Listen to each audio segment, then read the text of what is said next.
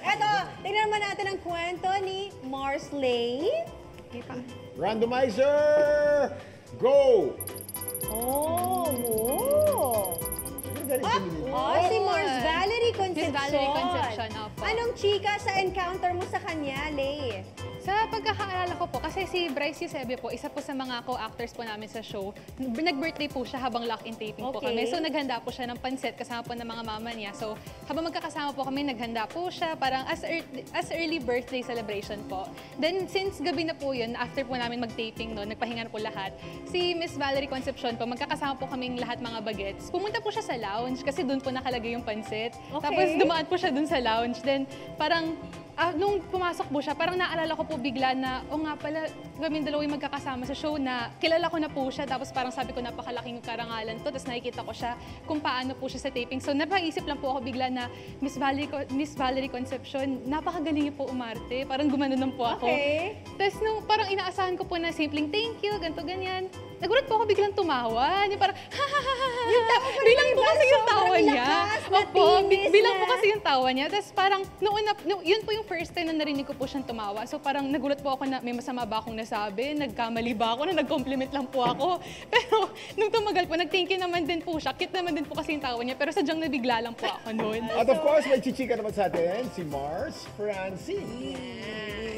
Mars Francine, sino ba itong nakakalokang celebrity encounter mo? Randomizer, go! Uy! Kuya Bitoy, si Joy. Ay! BFF! Yes! Si Mars Diana Zubiri. Ayan. Anong kwento, Mars? Siyempre marami kaming napagsamahan ni Diana, di ba? Pero siguro isa to sa hindi na naikwento sa public nung magkasama kami sa Etheria. So ako si Reyna Avria, siya si Reyna Danaya. So ito na yung tapatan ng Herans and ng Sangres. Okay. Tapos syempre, di ba, may mga weapons kami. So sa akin, actually yung sword ko, parang siyang samurai, sobrang haba, na lahat ng tao kinakatakutan yun. Okay. Kasi ang laki kong tao, tapos ang haba ng sword mo. ng sword ko. Tapos syempre, parang kahit sabihin mong props lang yun, kahoy siya, pag natamaan ka, masakit pa rin. Masusugatan ka pa rin. Tapos syempre kami yung last, dahil kami yung Reyna, sabi niya, Avria, Reyna, laban si Reyna. Syempre, Danaya siya, di ba? Ang tapang.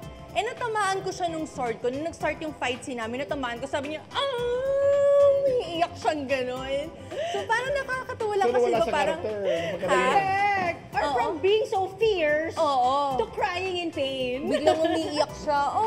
Umiiyak. Sabi ko, sorry, kasi tamaan ko yung daliri niya. Okay. Ayun. So, hindi ata siya naipalabas kasi nilalabas sila yung mga bloopers namin. Okay. Yes. Pero yung specific na yun, sampu pa ba yung hindi daliri na niya? isali. Ha? Sampu pa yung daliri niya?